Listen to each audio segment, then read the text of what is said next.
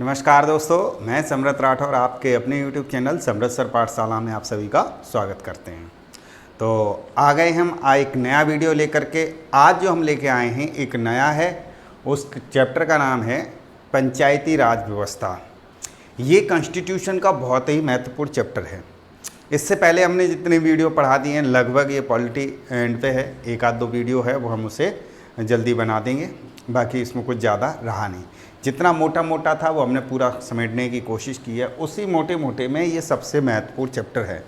पंचायती राज व्यवस्था यानी स्थानीय स्वशासन, इनको दूसरे नाम से भी कहते हैं स्थानीय स्वशासन, लोकल, यानी जहाँ लोकल लोग हैं यानी ग्राम पंचायत पे जो लोग हैं यानी स्थानीय लोग हैं उनका शासन कैसे चलेगा, इसलिए कहते हैं स्वशासन, खुद का शासन करना। तो कोई दूसरा शासन करने नहीं आएगा, खुद का शासन। यानी पंचायत या प्रधान जो भी बनते हैं उसमें खुद ही लोग वहाँ चयनित होते हैं, खुद ही शासन करते हैं, इसीलिए उसको स्वशासन कहा गया। तो ये कैसे शुरुआत हुई, कहाँ से, अगर हम इसके इतिहास पे जाएं तो इतिहास में अगर देखते हैं तो बहुत सैकड़ों साल पहले भी इसकी व्याख्याएं आपको इतिहास में दर्ज मिलती हैं, हर जगह मिलती हैं। 1800 में चाहते हैं तब भी मिलती हैं। और इसको अगर लॉर्ड जनक अगर मानते हैं तो लॉर्ड रिपन को कहते हैं। लॉर्ड रिपन ने इसकी मुख्य भूमिका यानी जनक उनको बताया जाता है। तो जरा हम एक एक इसके कुछ ऐसे पॉइंट्स हैं जो कंपटीशन के तौर पर काफ़ी महत्वपूर्ण हैं, उन पॉइंट्स को देखेंगे और आप इसके बाद इसको किताब पे पढ़ेंगे या कुछ डिटेल में पढ़ेंगे तो आपको पूरा समझ में आ जाएगा। बेसिक स्ट्रक्चर आपको समझ में आ गया, फिर अंदर की चीज़ तो आप धीरे धीरे समझ जाएंगे। तो देखेंगे सबसे पहले अनुच्छेद 40, यानी अनुच्छेद 40 में इसका सबसे पहले गठन, पंचायत का गठन का जिक्र किया गया था। किसमें था? राज्य के नीति निर्देशक तत्व, राज्य के नीति निर्देशक तत्व DPSP, directive principle of the state policy, उसके अंतर्गत बताया गया था। लेकिन ये उसमें ये राज्य के लिए बाध्यकारी नहीं था, उसमें ये भी था कि डीपीएसपी जो भी हैं वो राज्य के अनुसार अपनी सुविधा अनुसार जब वो कंफर्टेबल होंगे तब उस पर इम्प्लीमेंट करेंगे। तो जब देश स्वतंत्र हुआ उस समय ये ऐसा नहीं था। फिर धीरे धीरे जैसे जैसे हमारे राज्य विकसित होते चले गए और उसके पास ये होना शुरू हो गया। तो पहले हम देखते हैं इसका मुख्य उद्देश्य क्या था। इसका जो मुख्य उद्देश्य था लोकतांत्रिक विवेकेंद्रीकरण। इसका सही मतलब आप समझ लीजिएगा, लोकतांत्रिक विवेकेंद्रीकरण का हिंदी शब्द है, इसको सही मतलब से कहते हैं पावर डिस्ट्रीब्यूशन। एक ही व्यक्ति अगर पूरे देश को ऑपरेट करेगा तो कभी ऐसा नहीं हो पाएगा कि कैसे सत्ता चलेगी, एक व्यक्ति कब तक किस चीज़ को देखेगा।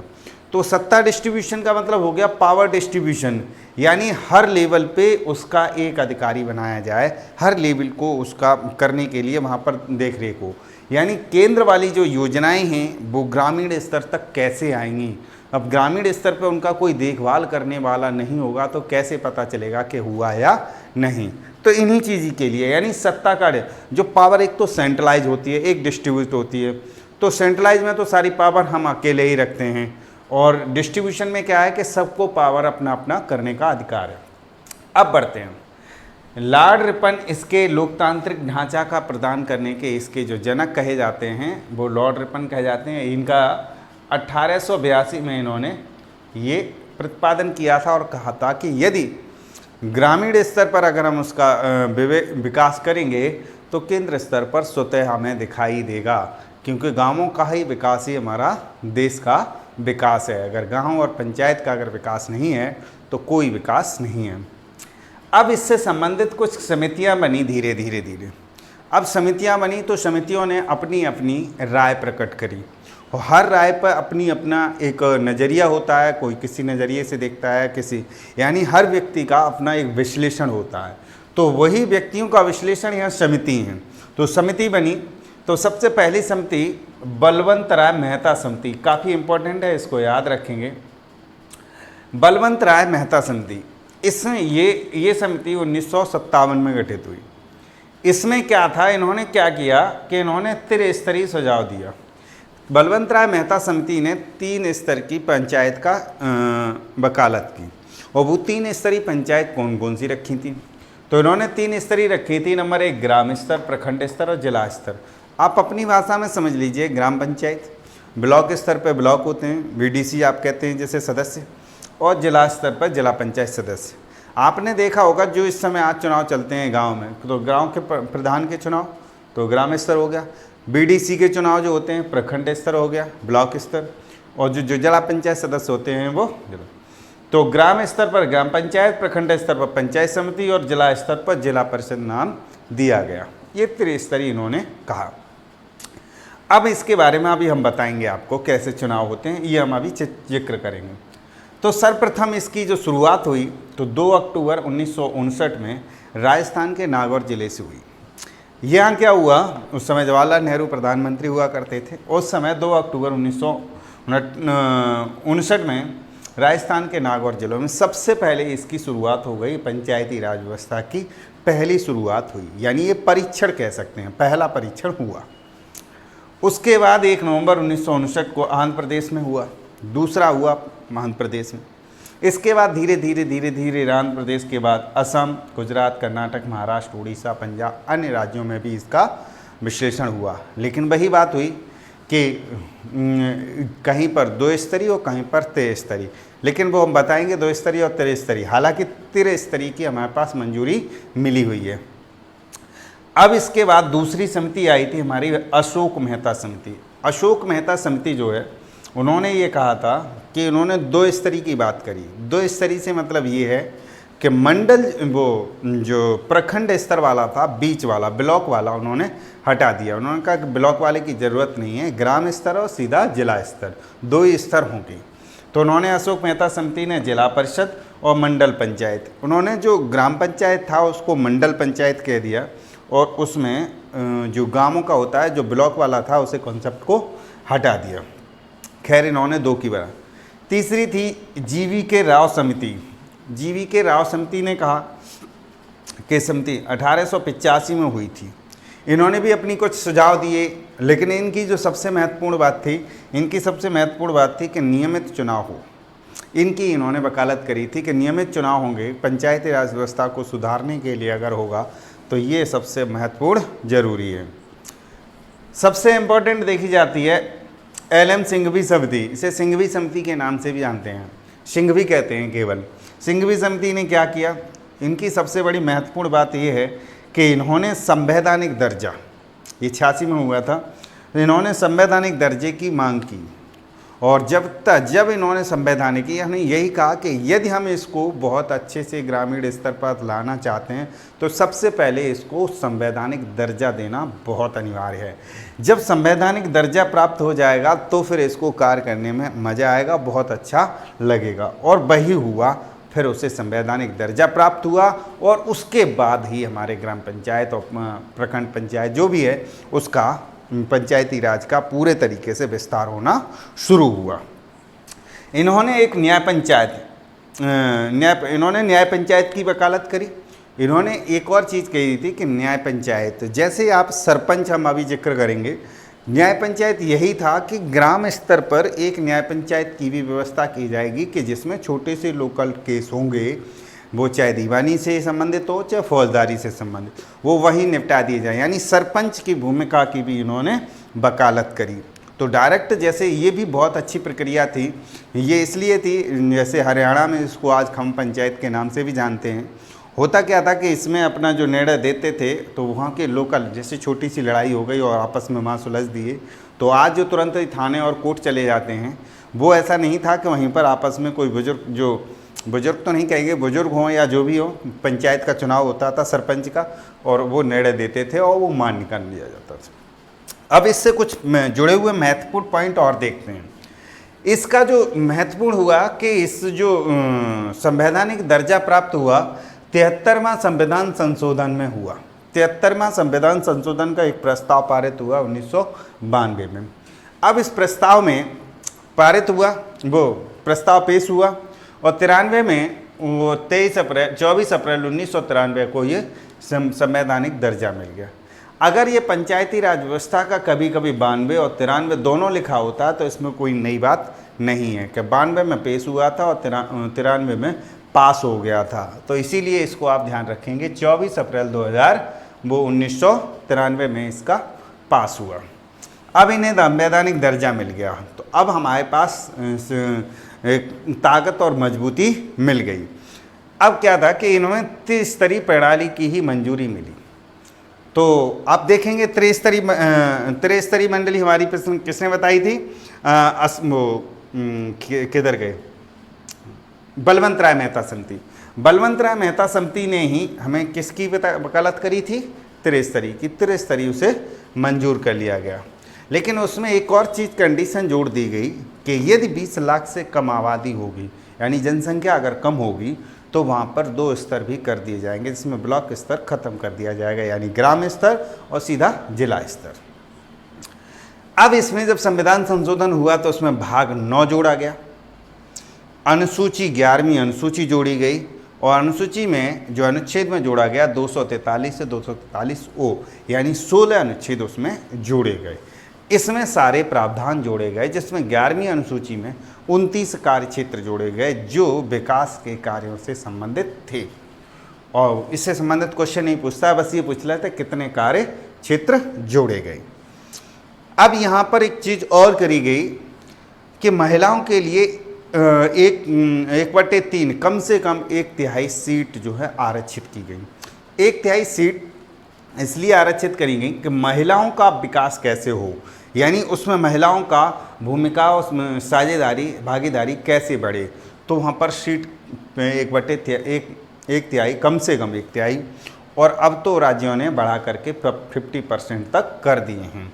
कुछ राज्यों में उसे 50% से भी है, 50% भी चल रहे हैं, यानी 1/3। अब दूसरा इसमें था कि SC और ST का आरक्षण क्या था। SC और ST के आरक्षण पर आधारित ये था कि वहाँ की जनसंख्या कैसी है, वहाँ की जनता किस वर्ग की है, उस आधार पर वहाँ आरक्षण होगा। अगर वहाँ की जनसंख्या मान लीजिए ज़्यादा है SC की, तो फिर वहाँ पर SC की सीट या SC की सीट घोषित की जाएगी।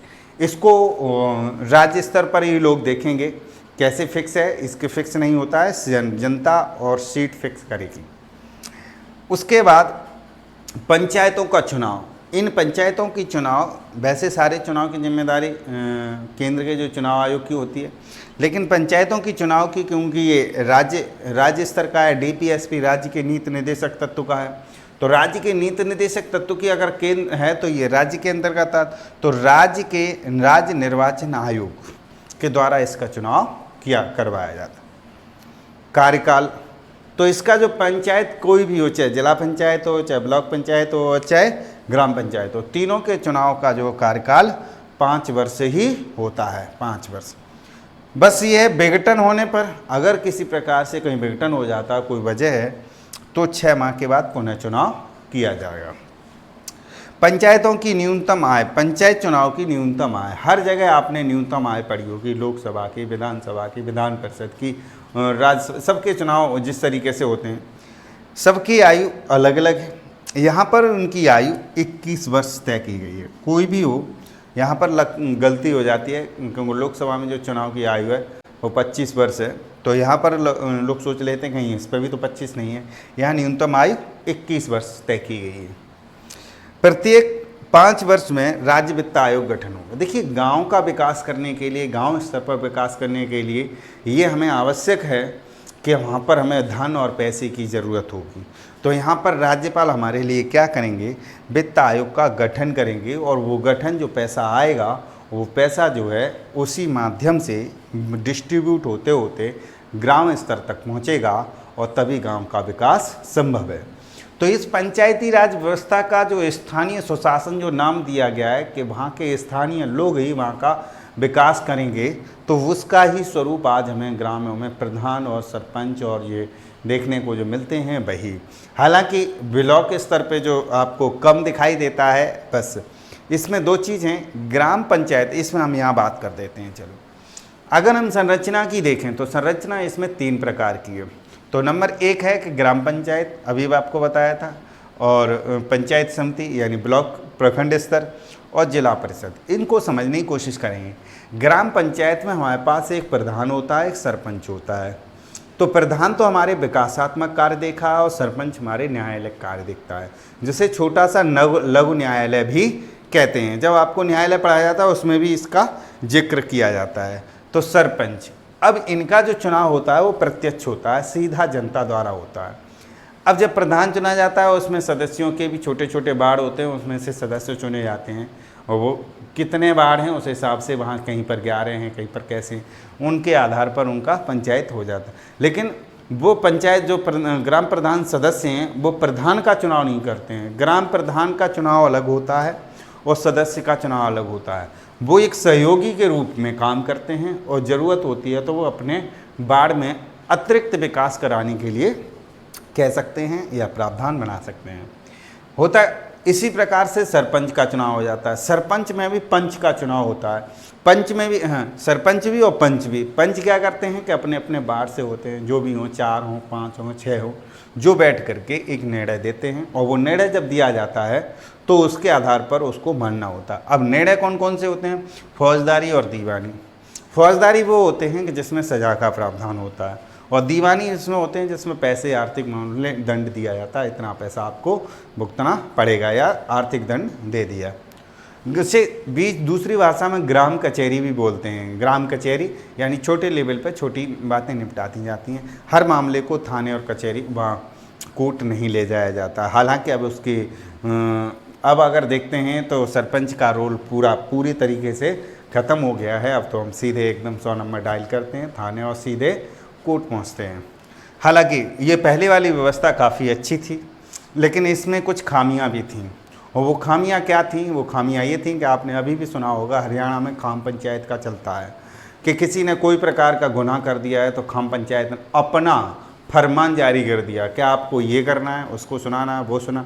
उसमें नुकसान भी थे। या दूसरा ये भी था कि इसके साथ पक्षपात भी होने लगा।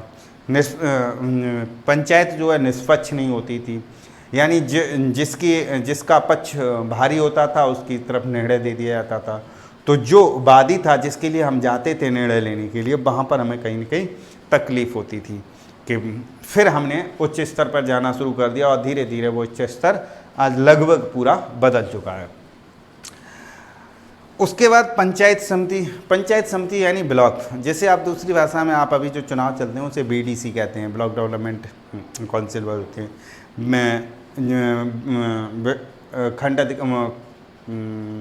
जिला पंचायत सदस्य होता है, खंड विकास सदस्य होते हैं। वो क्या करते हैं? ब्लॉक प्रमुख चयनित करते हैं। तो ब्लॉक प्रमुख में आपने देखा होगा जब ब्लॉक प्रमुख का चुनाव होता है तो उसमें जितने भी लोग हैं वो सीधे सीधे उनको वोट कर देते हैं और अपना प्रमुख चुन लेते हैं, ब्लॉक प्रमुख। और हालांकि क्या है कि ब्लॉक जितने भी सदस्य हैं अपनी अपनी भूमिका अदा करनी चाहिए और अपने अपने क्षेत्र का विकास करना चाहिए। हालांकि जो इस समय जो दौर चल रहा है उसमें सीधे सीधे खरीद लिए जाते हैं और ब्लॉक अध्यक्ष बन गए, बस हो गया काम। इसी प्रकार से जिला परिषद पे पहुंचते हैं। जिला परिषद का भी चुनाव अप्रत्यक्ष होता है। जिला परिषद का नहीं होता है बल्कि जिला पंचायत सदस्यों का चुनाव होता है और जिला पंचायत सदस्य मिलकर के जिला परिषद का अध्यक्ष या चेयरमैन चुनते हैं।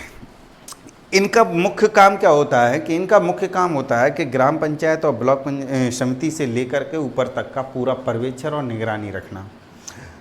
पंचायत समिति का मतलब क्या था कि ग्राम और जिले की बीच वाली कड़ी को जोड़ने का काम, यानी विकास के काम इनके अंतर्गत भी हैं और इनके अंतर्गत भी हैं।